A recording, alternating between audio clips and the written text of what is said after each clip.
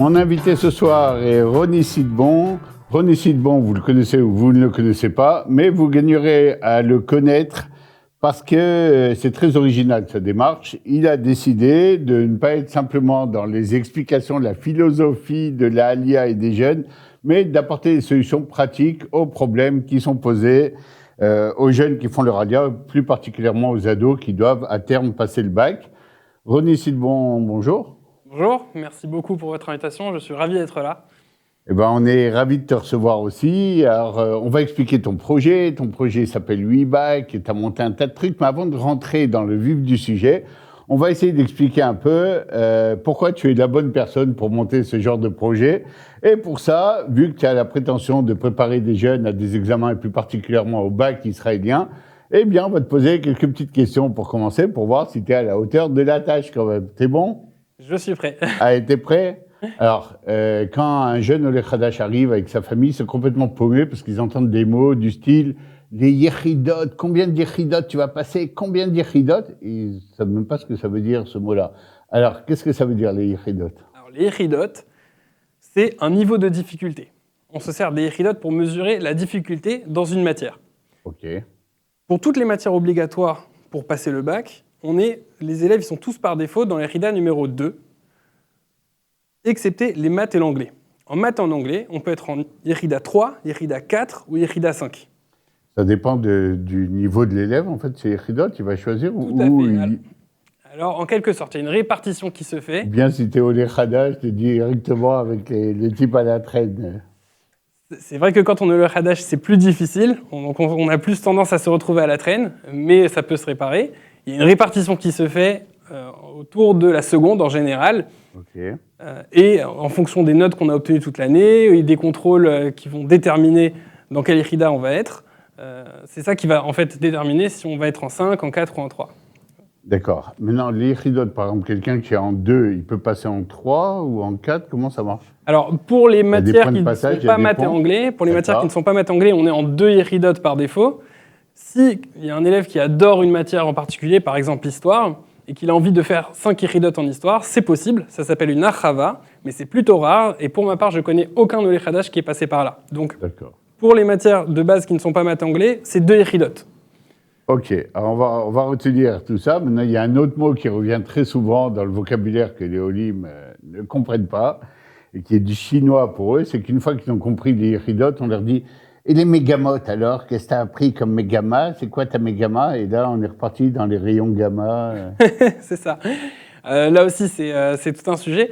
Alors, il y a 8 matières qui sont obligatoires pour passer le bac, comme je viens de dire. Et en plus de ça, on est obligé de choisir une matière en plus qui est une mégama. Mégama, en réalité, c'est une option, on va dire. D'accord. Maintenant, les mégamotes, on peut en choisir parmi tout un catalogue. La taille du catalogue, ça va dépendre en fait de l'établissement dans lequel on étudie. Pour une petite école, il ne va pas y avoir beaucoup de choix. On aura accès seulement aux mégamotes de base. Voilà, et dans les gros lycées, etc. Alors là, on a une voilà, ça peut partir sur économie, géographie, cinéma, arts plastiques, danse, sport. On peut tout voir. Et tout ça, avec ça, on peut récupérer des points, on peut améliorer sa note au bac. Alors, la mégama, elle ne va pas forcément nous aider à améliorer notre moyenne générale au bac, voire l'inverse en réalité, parce qu'on doit se rajouter une matière en plus, donc ça demande plus de travail. C'est pas évident de devoir prendre une mégama. Bien sûr, et les mégamotes, ça n'apporte pas grand-chose au bac au final. Donc c'est pour ça qu'il faut bien choisir sa mégama, il faut que ça soit un choix qui nous amène vers un meilleur bac. Une carte forte, quoi, quelque chose qui vraiment va t'amener un plus. C'est ça, exactement. Ok. Donc, une fois qu'on a compris les yechidot et les mégamotes, pour l'instant, tu as 100 sur 100 à l'examen, et non pas 20 sur 20 comme en France, parce qu'ici, on note sur 100. C'est ça. Alors, Ronnie, les Français se posent très, très souvent des questions par rapport... En France, c'est relativement simple. Tu as ta note du bac, ta mention ou pas ta mention, le lycée où tu as étudié, peu importe. Mais en Israël, on entend parler des psychométriques, et là, c'est la panique. Qu'est-ce que c'est que ce truc-là ? Il paraît que c'est très technique, il paraît qu'il faut s'y préparer, il paraît que si tu n'as pas la note correspondante, tu ne pourras pas étudier ce que tu veux. Alors, qu'est-ce que c'est les psychométriques et à quoi ça sert exactement ? Où est-ce qu'on en a besoin ? Alors, les psychométriques, tout d'abord, c'est quoi ? C'est un concours. C'est un contrôle qui comprend 3 matières différentes, maths, anglais et un test de logique ou de traitement de texte ou compréhension de texte dans la langue de son choix. Tout ça, c'est après le bac. Ça, c'est après le bac. D'accord. Maintenant, à quoi ça sert? En fait, il y a des universités qui sont très réputées, qui sont prestigieuses et qui demandent, en plus du bac, d'avoir fait les psychométriques et obtenir une bonne note au psychométrique. Donc, souvent, on met en opposition le bac au psychométrique. Ce n'est pas le cas. Il faut avoir les deux pour intégrer une bonne université. D'accord. Quel est le calcul? Il y en a un qui pèse plus que l'autre? Pas forcément. Pour calculer, en fait, il y a une moyenne qu'on fait avec la moyenne générale du bac et les psychométriques. Cette moyenne, elle s'appelle le CEREM. Ok. Et c'est cette note-là au CEREM qui va déterminer si on peut être accepté dans une bonne université ou dans un bon cursus. D'accord, mais là, on est déjà psychométrique. Revenons un peu en arrière. Disons, bon, c'est pas exactement comme en France, parce qu'en France, si je loupe le bac, par exemple, je dois repasser mon année de terminale et repasser le bac, plus ou moins. Et ici, tu peux essayer de rattraper, de corriger, d'arranger tes notes. Comment ça marche? C'est ça. Alors, il y a deux possibilités. On peut faire ce qu'on appelle une Mérina, ou alors repasser le bac en tant que candidat libre. Je vais passer en revue rapidement les avantages et les inconvénients de chacune de ces deux options. Okay. Pour la Mérina, l'avantage, c'est qu'on est totalement pris en main. Il y a un parcours structuré, des profs, des devoirs, des livres. On est vraiment pris en charge de A à Z.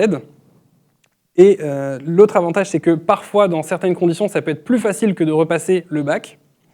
Mais l'inconvénient, c'est que la Mérina, en fait, c'est un parcours qui a été créé par l'université. Et donc, elle n'est pas modulable. On est obligé de recevoir toute la Mérina en tant que package, par exemple. Ah, d'accord, on peut pas choisir. On peut moins choisir. Des fois, c'est moins pertinent parce qu'on a raté un seul contrôle dans le bac et ça aurait été mieux de repasser que le contrôle qu'on a raté, ce qui est possible. Alors que la Mérina, on est obligé de tout repasser. Ça peut durer longtemps, voire une année académique. Donc, par conséquent, coûter cher. Le prix d'une année académique, c'est 10, 11 000 shekels, par exemple. Alors toi, tu conseilles quoi? De faire une Mérina ou de repasser le bac? Tout dépend de qui on est et qu'est-ce qu'on est capable de faire. Parce que le bac, c'est vrai que c'est donc modulable. On peut choisir exactement le contrôle qu'on a envie de repasser. Mais d'un autre côté, il faut énormément d'autodiscipline. Il faut être capable de s'asseoir tout seul et de se prendre en main. Donc, il faut savoir peser les pour et les contre, et il faut savoir se connaître pour prendre la bonne décision. René, je te mets ta note à 100 sur 100. La première partie, on va pouvoir enfin parler de ton projet. Alors, avec plaisir. Raconte-nous d'abord comment ça t'est venu. C'est-à-dire, quel est un tout petit peu ton parcours à toi, d'où tu sors et comment tu arrives à faire un projet pour aider les jeunes Olim Hadashim à passer leur bac. Alors, moi, je suis né en France. J'ai fait mon aliyah à l'âge de 11 ans, à Ranana, avec ma famille. Et quand je suis arrivé en Israël, j'ai directement intégré une école israélienne, avec les cours en hébreu. Et au départ, j'étais complètement largué, c'est-à-dire que je comprenais pas du tout l'hébreu, et je comprenais absolument rien à ce qui se passait autour de moi. Pour la petite anecdote, je pouvais arriver en classe le matin et découvrir que le jour même, il y a un contrôle qui était prévu depuis un mois, et j'étais pas au courant. Okay. Donc voilà, j'étais complètement largué. Après quelques années, ça s'est amélioré. Mon niveau d'hébreu s'est amélioré et je suis rentré dans ce qu'on appelle une Kitat Olim. Okay. Donc une Kitat Olim, c'est une classe dans laquelle on met tous les Olim Hadashim ensemble. Ils ne jouent pas obligatoirement pour eux. Alors, même si on se fait des bons copains. Tout à fait d'accord. Okay. Tout à fait d'accord. En fait, il y a souvent un compromis à faire entre une bonne intégration ou une bonne réussite scolaire. Et c'est pas facile de trouver le juste milieu. Et je pense que c'est un compromis qui peut être un petit peu combattu, entre guillemets. Alors, les Français vont parler souvent, eux, de réussite scolaire. C'est ce qui va les intéresser souvent. Parce qu'ils pensent que ça va de pair. C'est pour ça que c'est bien de préciser que c'est vrai. C'est pas toujours... c'est vrai, c'est vrai. Ensemble, obligatoirement. Pas obligatoirement, mais je pense qu'on peut essayer de trouver ou un juste milieu, ou alors un moyen de contourner ça, en fait. Il y a des excellents programmes qui mettent ça en place, notamment celui que vous avez mis en place avec Afikim. Et j'espère que WeBack aussi va contribuer à combattre un petit peu ce compromis qu'on est à faire. Parce qu'avec WeBack, c'est un site qui, on va y revenir, mais qui a pour vocation d'aider les Olim à apprendre les maths. On peut aller en cours à l'école et écouter le cours en hébreu, et ensuite, le soir, revoir le cours en français à la maison. Alors, on va en parler tout de suite, mais on va te continuer à te suivre. Oui. Donc, toi, tu arrives, tu rattrapes un peu le niveau en hébreu, tu comprends, tu passes ton bac. Voilà, et tu vas faire des études d'ingénieur. C'est ça. Alors donc, a priori, on n'aurait pas dû te retrouver dans cette histoire de WeBack. Tu devrais être ingénieur quelque part et dérouler. C'est ça. Alors, Pour le bac, oui, je l'ai passé avec une petite pointe de déception parce que j'ai dû être en 4 iridotes au lieu de 5. Ok, en maths. En maths, hein, alors que j'avais très envie d'être en 5 iridotes en maths. Et quand j'ai voulu commencer mes études d'ingénieur, je me suis rendu compte qu'il y avait un petit problème avec mon bac. Il fallait que j'améliore cette partie-là et que je rattrape physique. Donc j'ai fait une Mérina, comme on en a parlé tout à l'heure. Et ensuite, quand j'ai commencé à faire mes études d'ingénieur, en parallèle de ça, j'ai donné des cours particuliers de maths et de physique à des Olim Khadachim, principalement, mais pas que.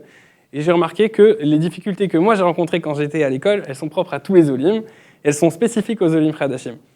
C'est là que j'ai l'idée de créer WeBack, en fait, pour aider... WeBack, c'est quoi ? Résume-nous ça en 2 phrases. Alors, en 2 phrases, WeBack, c'est une plateforme de vidéos en ligne qui a pour but d'aider les Olim Khadachim à apprendre les maths et à se préparer au bac de maths israélien. Ah bien, j'essaie de t'imaginer maintenant un peu. T'as quoi ? T'as investi dans une caméra Parce que d'abord, il y a un gros travail préparatoire, je suppose, pour faire en sorte. Parce que toi, tu étais conscient aussi que si jamais tu leur donnes des cours en français seulement, ils vont rester avec des énoncés même en français, une compréhension en français. Et le jour de l'examen en hébreu... ça va pas marcher. Ça va pas marcher. Le but... Donc, comment t'as essayé de résoudre ça ? Alors le but, c'est vraiment de préparer les élèves à réussir le bac de maths israélien. Donc comprendre les énoncés en hébreu et répondre en hébreu là où il faut répondre avec des mots. Alors comment on monte ça ? Faire des cours en français et en même temps de leur donner les outils pour comprendre ce qu'on leur veut en hébreu. Alors au départ, les énoncés ils sont en hébreu et en français.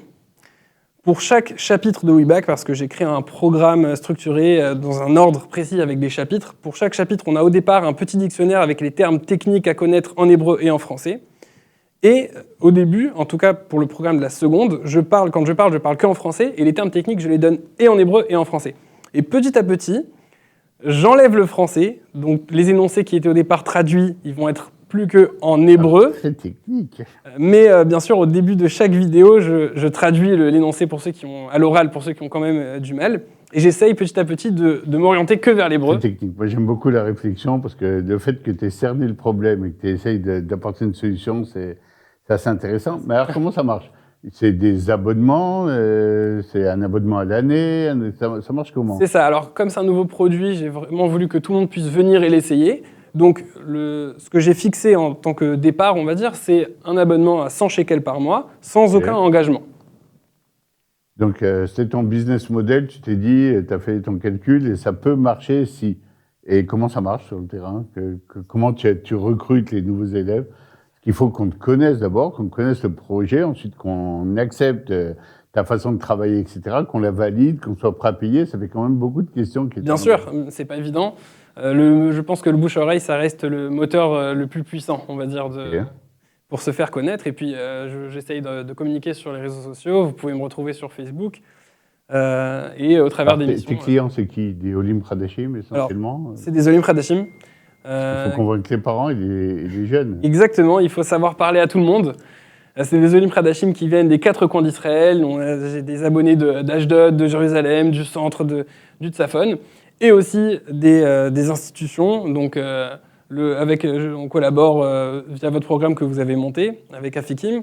Ouais, effectivement, nous on est tombés sur toi parce qu'on a entendu parler. Le bouche à oreille a effectivement joué son rôle. Mais quand on sait qu'à peu près, après la grande vague de Aliyah qu'il y avait eu il y a quelques années, on évalue aujourd'hui, l'évaluation, c'est à peu près 10 000 jeunes qui sont à l'école, à tel ou tel stade, 10 000 jeunes de France qui sont, c'est quand même pas mal de clients potentiels qui vont arriver vers le bac à un moment donné, sans parler des nouveaux qui arrivent chaque année, même si les chiffres ont un peu reculé actuellement. Oui, potentiellement. Alors, comment tu te prépares à ça, quoi ? Bon, disons, ta plateforme peut répondre à ce que l'avantage d'une plateforme, c'est pas limité dans le nombre de personnes qui peuvent être abonnées. Tout à fait. Mais d'un autre côté, je suppose qu'il y a un peu un service après-vente. C'est des gens qui t'appellent, qui te posent des questions, il faut assurer.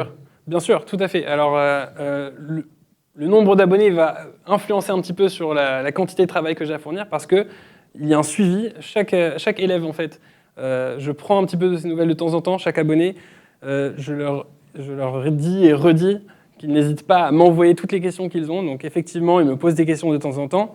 Alors je réponds à leurs questions. Et je cherche à améliorer mon site constamment, donc je leur envoie des petits sondages. C'est quoi les améliorations du site? Par exemple, tu nous avais parlé dans la première partie des Yehidot, etc.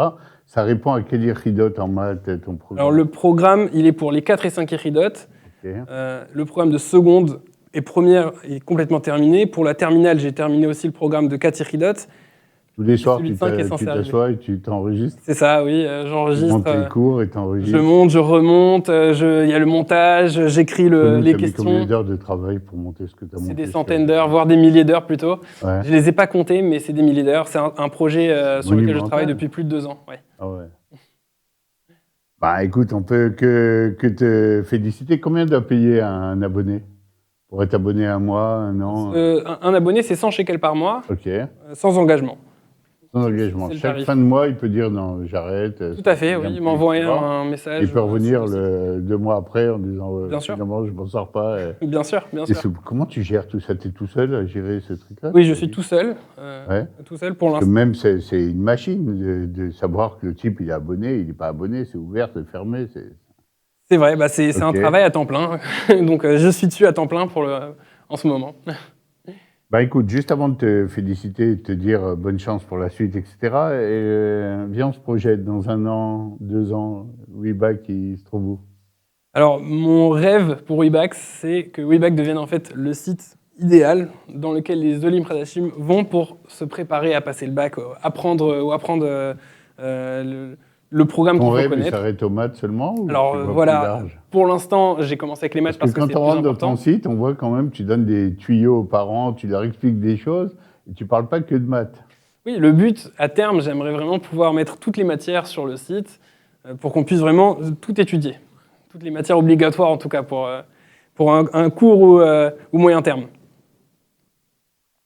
Ronnie, on va te souhaiter bonne chance pour la suite et en espérant que tu arrives vraiment, parce que je le sais, moi, pour être dans le domaine depuis assez longtemps, je dis des théoriciens, des gens avec beaucoup de bonne volonté, on en trouve beaucoup. Les gens qui arrivent avec les outils pratiques déjà prêts à être utilisés pour vraiment permettre aux gosses de faire ce qui s'appelle ici Kfitsat Madrega, faire un saut dans son intégration et dans la réussite au bac et tout. On trouve beaucoup moins de choses comme ça. On voit que tu as bien réfléchi à ton truc, tu l'as bien cerné. On te souhaite bonne chance et puis on te suivra ici à Tandem TD aussi pour voir si tu vas jusqu'au bout de tes rêves et si on peut te filer un coup de main en cours de route. J'en serais ravi. À très bientôt. Be'atzlacha. Merci beaucoup. Et encore une fois, kol hakavod pour ce que tu as fait. Merci. Bonne soirée. Bonsoir.